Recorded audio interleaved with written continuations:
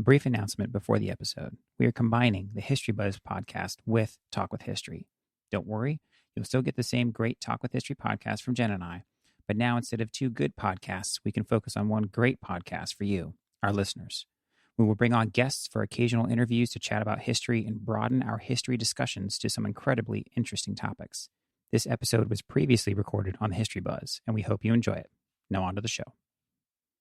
I wonder if I'm going to record on both sides. I don't even know. I'm just going to hit record on two things, and then I'm going to figure it out after. Do you want to check it just so we don't record this whole thing and then... To be perfectly honest, I have no idea what I'm doing.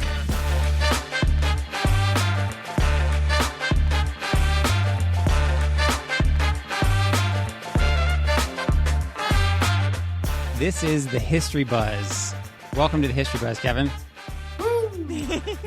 So the History Buzz, we talk about history over a couple of drinks, and we just let the conversation wander where it may. So our very first guest on the History Buzz is my brother, because, you know, when you're just starting with something and nobody knows about your podcast at all, you just reach out to the first person that'll respond to a text message. Best to test it on your brother. Best to test it on my brother. We already learned like 3 or 4 lessons before we started recording. Hey, I need this browser. No, I can't hear you. So thanks, Kev, for joining us on the History Buzz.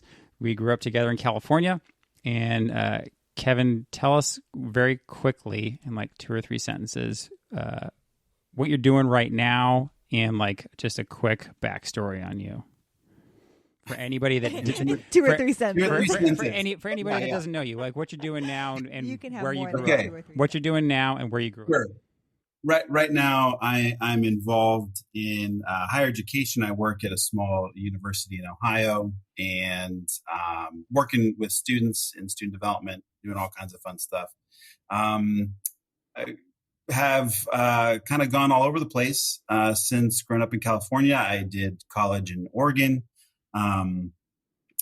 lived in California for 10 years after that. Got my master's down in SoCal. In spiritual formation, and 3 years ago moved out to this tiny little Ohio state. So there it is. Tiny little Ohio state. So Kevin lives in you're not in Circleville anymore. No, it's Chillicothe. Chillicothe. Yes. So even more difficult to say, and less likely that anyone would actually know where you live. Fun history fact about Chillicothe. Oh, yeah, go for it. First capital of Ohio before Columbus was. Oh, that's interesting. So that's actually good. Hang on to that, because we're going to get into some regional history questions a little bit later. No one could probably say it, so they're like, let's go to Columbus. Yeah.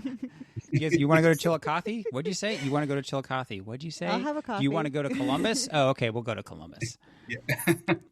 Okay, so Kev, what we're going to do on the History Buzz, and we talked about it in our trailer episode, is learn about how different people learn history. So we all learn the same history facts, right? So think about, we're going to talk about today, we're going to talk about the Martin Luther King assassination.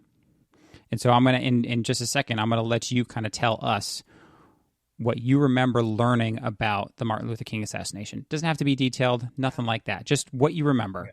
And then we're going to talk about things that we've seen, especially Jen through her graduate work, and being at the University of Memphis and being one of 2 white people in a class that's, you know, largely African American, and what they learned about the Martin Luther King assassination, living where they lived, growing up in the Memphis area or in the South.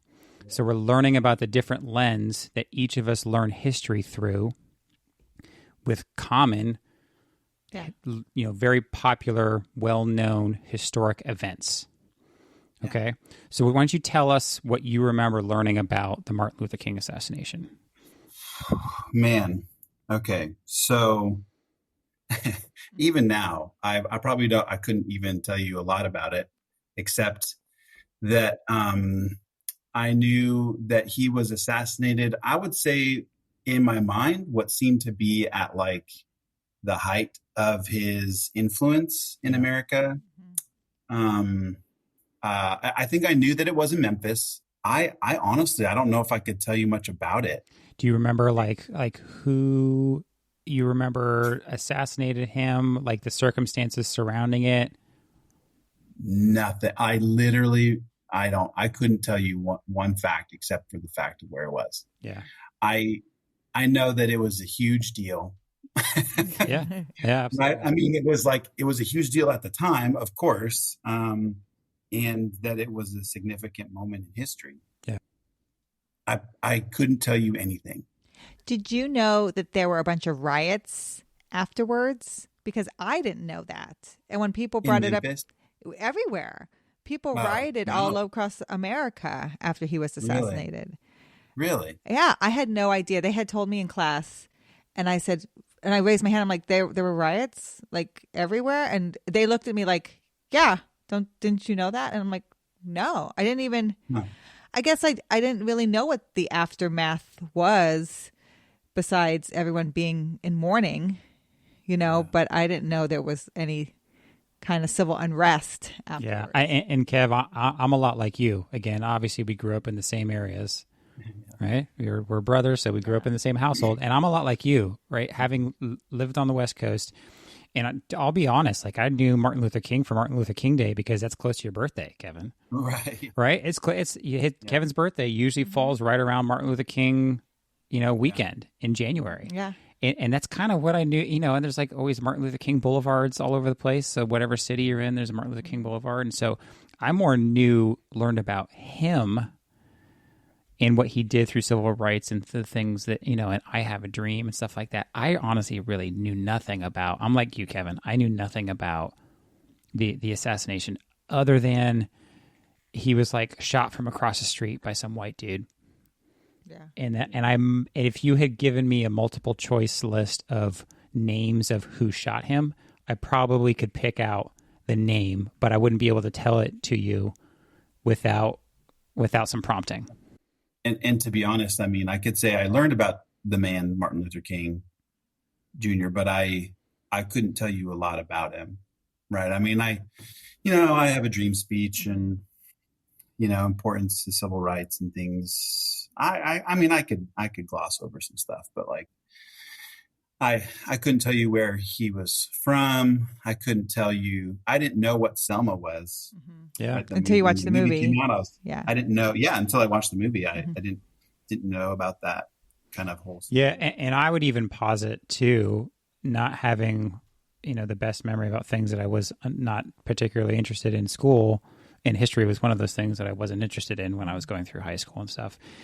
It probably wasn't stressed that much. Sure. Well, and regionally. Right? Right. You guys are growing up in California. We don't live in the South. Now, Jen, how about you? Like, what do you remember learning about? And then why don't you tell us a little about kind of more what you learned that other people, kind of how they learned it through your graduate work? I can honestly say, like, until I started my graduate work, I didn't even know he was assassinated in Memphis until we moved to Memphis. Yeah. It was like, oh, yeah. I think I knew for sure it was when he wasn't home, because I knew he wasn't from where he was assassinated at, kind of like JFK. Like I knew he wasn't assassinated in his home area. Yeah. And I always knew it was one gunman. That's what I was taught. It was one gunman, just like JFK. Right. And then when you hit your graduate degree in Memphis and you get bombarded with all the information, it's hard to remember what did I know before and what did I know after. So what do you remember learning through your graduate work, Jen? I just remember, I'm in a class with a bunch of people who are African American, and we started talking about the Martin Luther King assassination, and everyone started to talk about the FBI. And I said, well, wasn't it James Earl Ray? Because I knew his name. Yeah, and that's who was convicted. And that's who was convicted. And everyone looked at me like I was crazy because everyone in my class knew it was the FBI. Like they learned that. Yeah. They knew that. And I was like, what? There's no way the FBI would. I'm not like they're so honest, but I'm like that they would be bombarded with people who know the truth now. And so as we dug into it, it hasn't been conclusively proven, but there's so many things that when I started to learn about, like they never did bullet trajectory on Martin Luther King.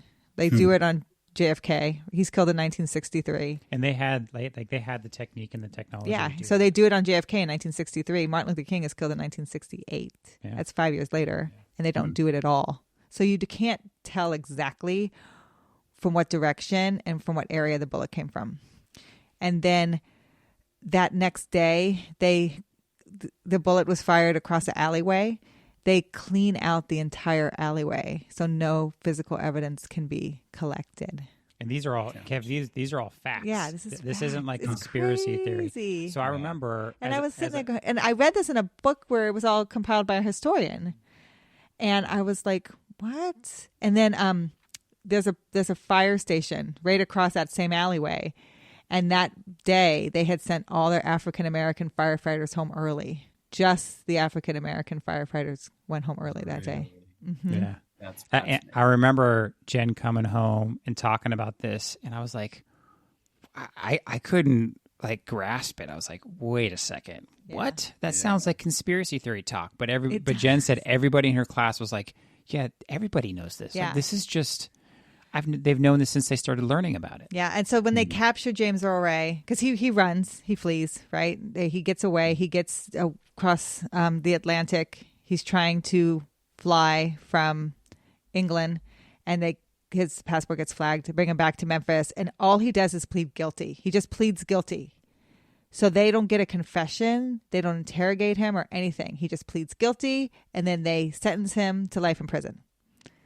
And so then the very next day he recants and says, I'm innocent, and that's it. Nothing ever changes. He just stays in prison. So then Martin Luther King's family meets with him and gets the whole story. His whole story is that he was a patsy and that there was another guy who kind of set up everything, and he just kind of did what he was told, and he was given money to do this, and he had photographs of this and everything. And so it's just very interesting. For me, I kind of was like, okay, this is conspiracy theory. But the interesting parts for me were James Earl Ray is not known for being any kind of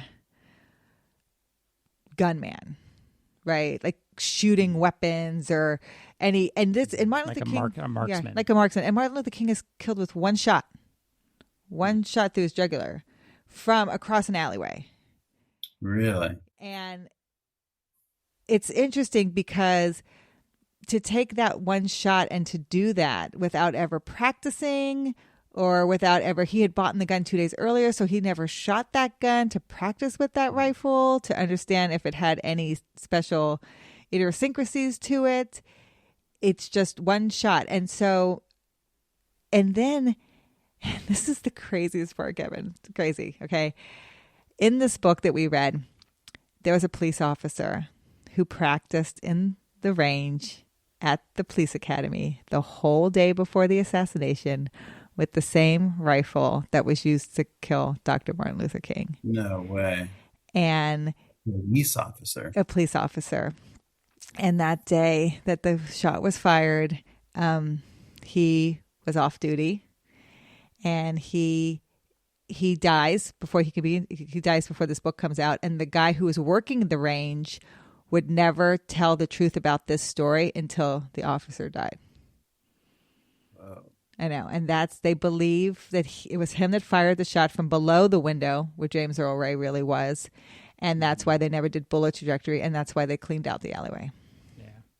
So it's just crazy. And I think it's just so interesting. I mean, it sounds conspiracy theory, but this is factual knowledge that's all been compiled. Like, it's not just some crazy internet stuff.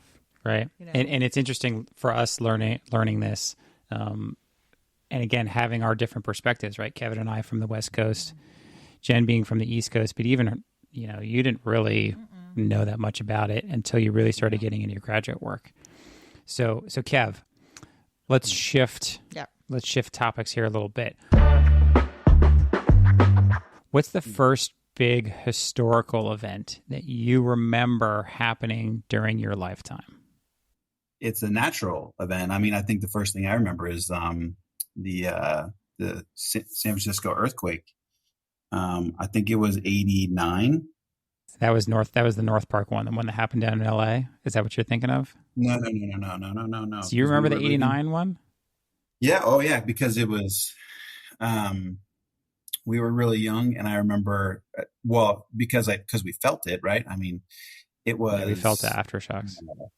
we were, um, our neighbors had a emptied out pool that they had filled with sand. Yep. You remember that? Oh yeah, I remember that was one of the first things I thought of. I was wondering what you were Yeah. going to be.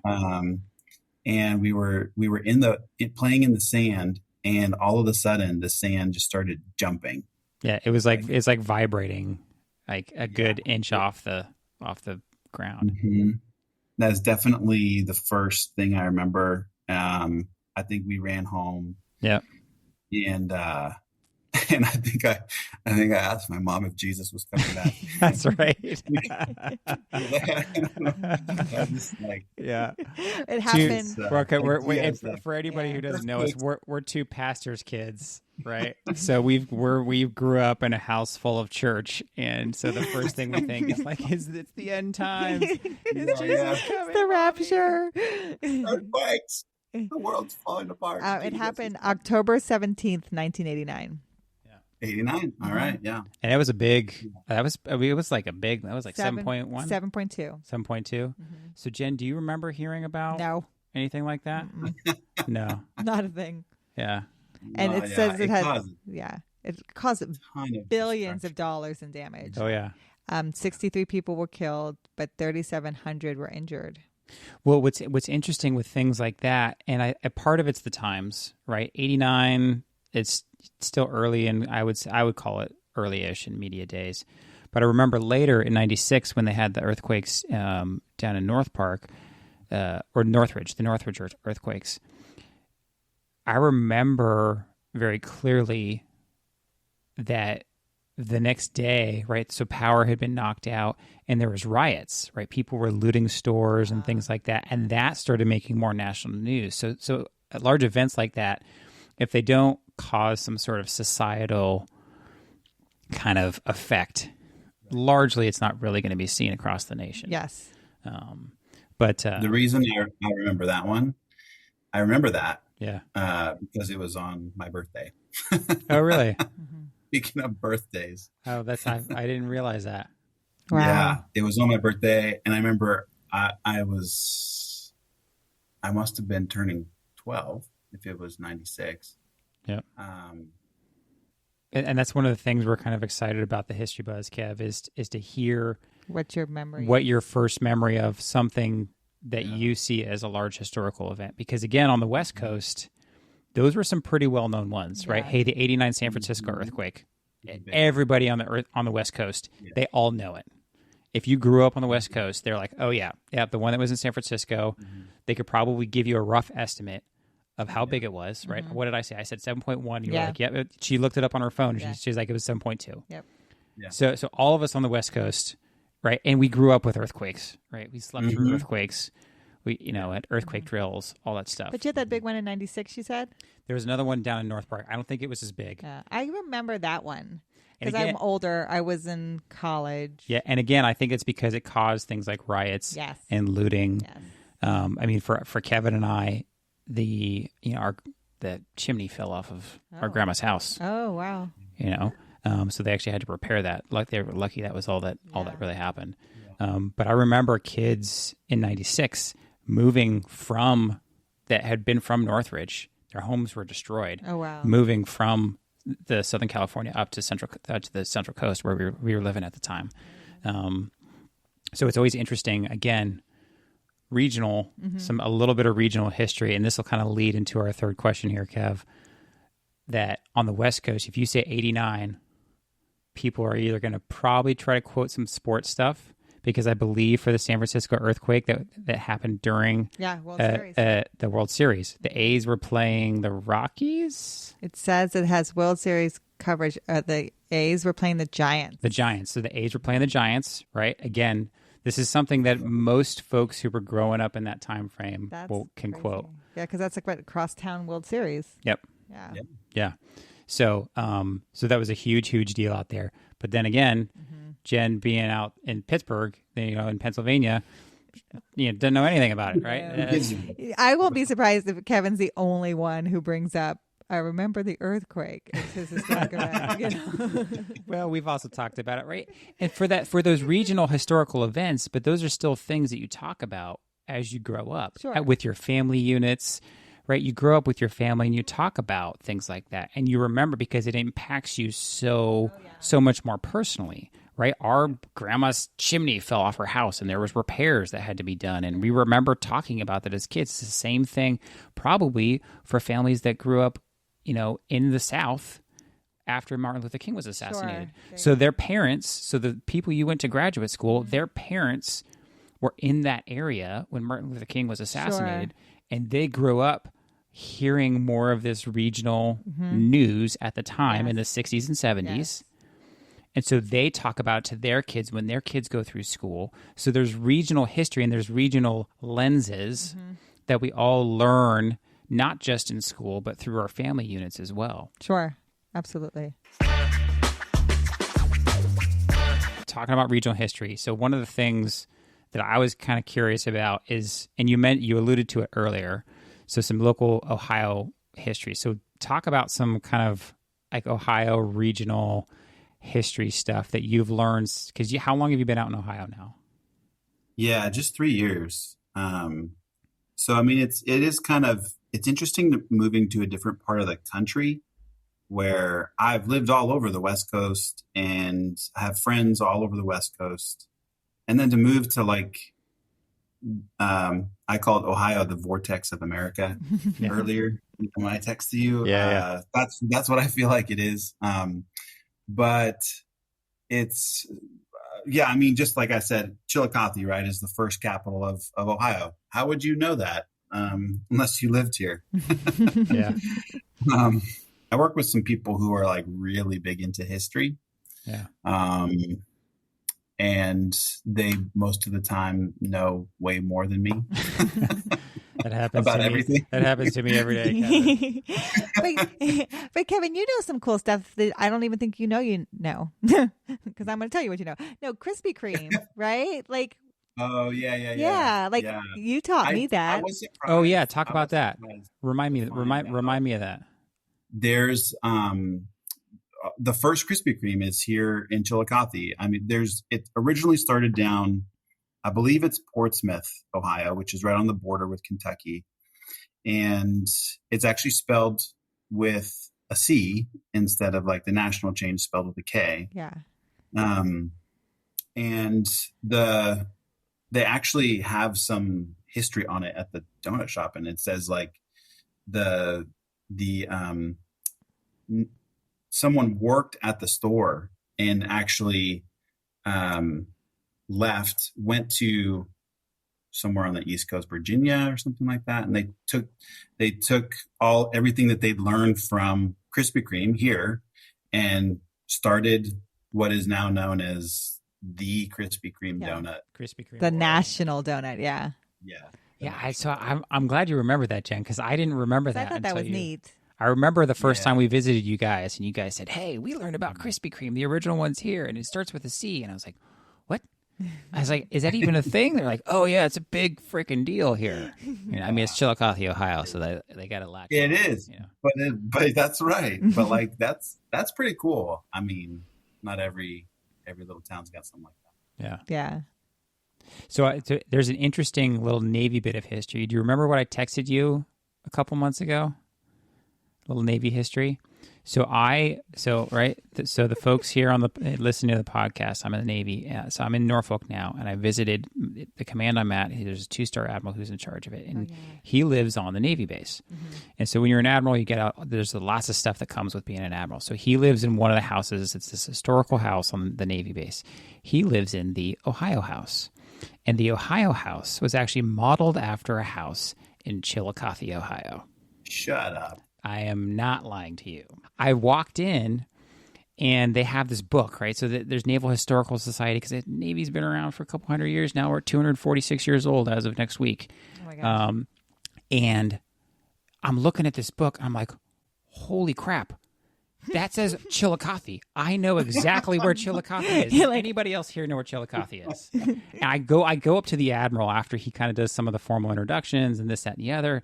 he's saying like, and he mentions to the group, he's like, yeah, this is, modeled after our house in Chillicothe, Ohio. And I'm looking around like I've been at the command for all of 2 days.